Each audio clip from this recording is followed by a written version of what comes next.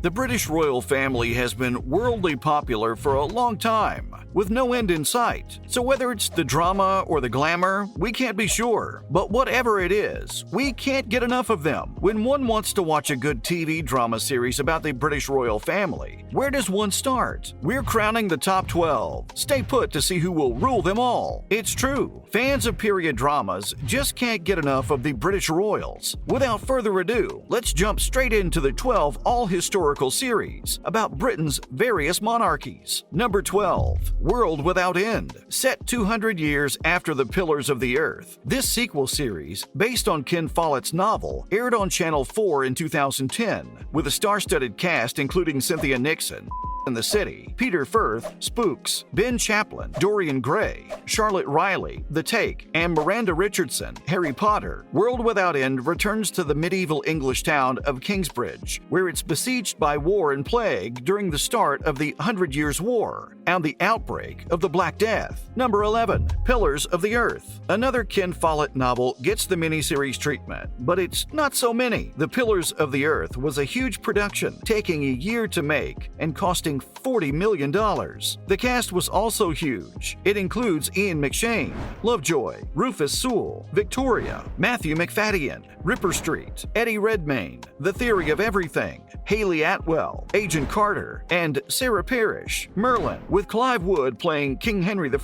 The 8-part miniseries was aired on Starz in 2010, centering on the construction of a cathedral in the fictional town of Kingsbridge during a tumultuous period of English history known as the Anarchy. Number 10. Edward II. Veteran British actor Ian McKellen, who played Gandalf in The Lord of the Rings, leads the cast of the BBC's 1970 studio recording of Christopher Marlowe's play, alongside Timothy West and a young Nigel Havers. The plot of the 2-hour movie sees the reign of Edward II, King of England, in trouble from the start when he brings his male lover, who is hated by the nobles, out of exile. Number 9. The Lion in Winter, a remake of the 1968 film, which starred Peter O'Toole and Katharine Hepburn. Once in a while, a TV movie comes along that has 3 hours of pure anticipation. That's definitely the case with this epic story, with British acting legend Patrick Stewart, X-Men, and Glenn Close, Damages, leading the cast. This show was destined to be a hit. Number 8. Wolf Hall. The BBC adapted Hilary Mantel's novels Wolf Hall and Bring Up the Bodies into a television series in 2015. The 6-part series chronicles the rise of Thomas Cromwell, the son of a humble blacksmith who became King Henry VIII's chief minister as he navigated the Tudors' court's hallways. The cast of Wolf Hall, including Mark Rylance as Thomas Cromwell, Damian Lewis as Henry VIII, and Claire Foy as Anne Boleyn. Number 7. The Last Kingdom. Based on Bernard Cornwell's Saxon story novels, Netflix and the BBC's epic series takes place in the late 9th century AD, when England was divided into 7 separate kingdoms. The Last Kingdom is a historical drama that tells the story of a Saxon man, Uhtred, played by Alexander Draymond, raised by Danes, who must choose a side and play his part in the birth of a nation led by King Alfred the Great, David Dawson. We've reached the halfway mark. Do you agree with this lineup so far? Let's jump into the top 6. Number 6. Elizabeth I.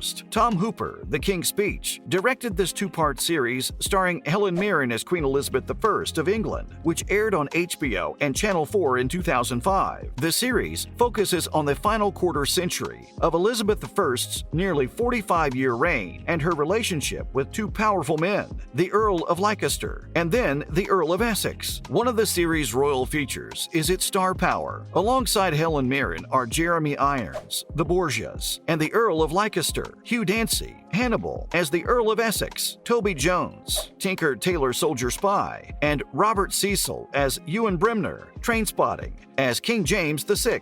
And who spotted Eddie Redmayne? He starred as Southampton. He went on to work with Hooper again in 2015's The Danish Girl. Number 5. The White Queen. An adaptation of Philippa Gregory's historical novel The Cousins' War, the BBC and Starz came together in 2013 to produce this 10-part series. The White Queen is a historical drama set in the late 15th century during the War of the Roses. It follows the story of Elizabeth Woodville, Rebecca Ferguson, aka the White Queen, and Edward IV, Max Irons of England. And don't just take our word for it. Proving its success, a second miniseries followed, called The White Princess, aired in 2016, and a third, The Spanish Princess, followed 2 years later. Number 4, The Tudors. Now, don't hate us, but the Showtime series The Tudors is only loosely based on historical fact. Its writer, Michael Hurst, admits that he was commissioned to write an entertainment, a soap opera, and not history. But since it was so good, we're including it anyway. The historical fiction drama series was set during the reign of King Henry VIII in the 16th century Kingdom of England. Between 2007 and 2010, a whopping 28 episodes of The Tudors were aired, starring a stellar cast. Jonathan Rhys-Meyers as Henry VIII. His love interests included Sam Neill, Jurassic Park, Henry Cavill, Man of Steel, Natalie Dormer, Game of Thrones, and singer Joss Stone. Number 3, Victoria, one of ITV's most lavish drama series. Jenna Coleman, star of the popular sci-fi series Doctor Who,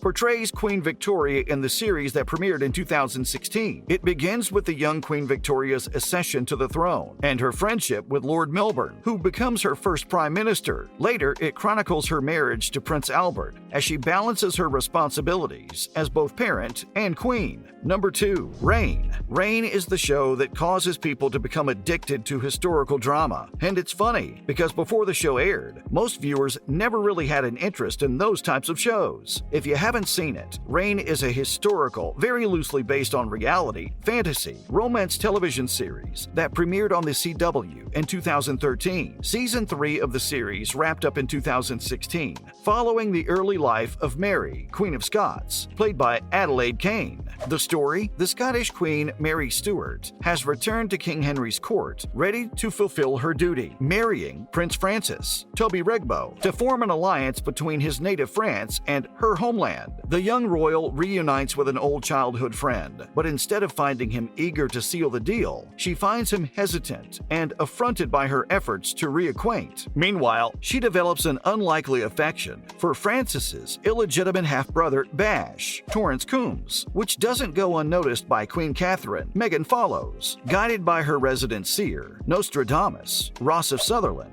Catherine leaves no stone unturned in her efforts to secure her son's regal future. But when she condemns to death anyone she perceives as a threat, even the loyalty of her ladies-in-waiting is called into question. And when Mary finds herself allied with an enigmatic cloaked figure who strives to keep her safe from powerful forces that threaten her impending marriage and her life, the verdict? Reign modernizes a 16th century story by using superb cinematography and a magnificent musical score to keep even those who aren't exactly prone to loving historical dramas on the edge of their thrones. It does, however, rely heavily on racy content to do so. Number 1, The Crown. The Crown boasts no major action sequences or big Hollywood movie stars, yet it is one of the most expensive shows of all time. Why? Because of the attention to detail. Besides the costumes and locations that are normally historically accurate, the show is really quite stunning. The lighting is great, the cinematography is on point, and everything else visual about it is beautiful. It's clear none of that money was wasted. The show is not just gorgeous to look at, it also has compelling writing and acting, as well as an excellent musical score.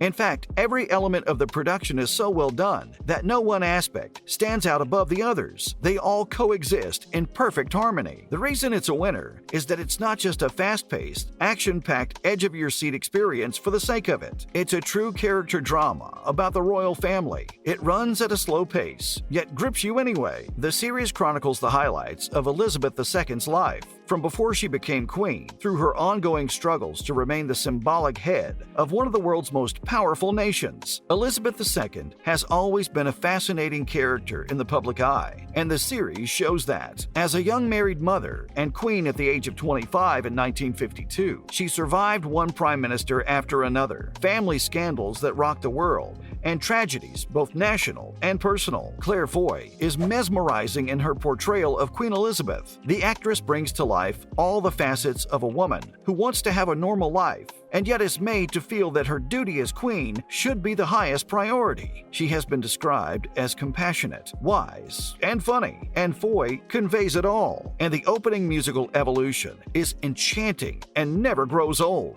We would love to know how many of these you've seen, and if you agree with our top choice. Remember, don't forget to like this video and subscribe to our channel for more exciting videos in the future. Thanks for watching.